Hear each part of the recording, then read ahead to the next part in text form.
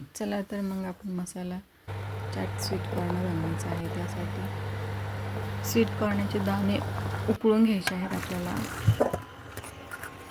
उकळून झाल्याने आपण ते 5 मिनटं उकळून घ्यायचे आहे. नंतर एका प्लेटमध्ये काढून घ्यायचं आहे ते पाणी गाळून.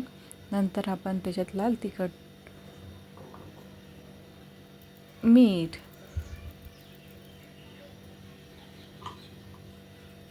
चाट मसाला, कोथिंबीर,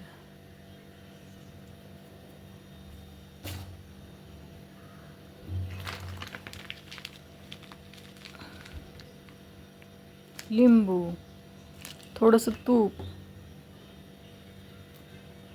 नंतर लिंबू पिळून आपण त्याला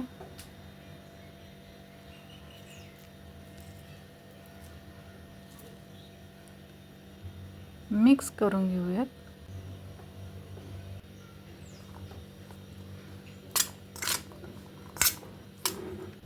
नंतर आपण टमॅटो,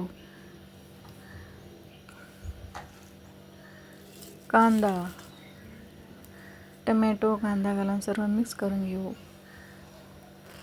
तर तयार आहे आपला मसाला स्वीट कॉर्न चाट.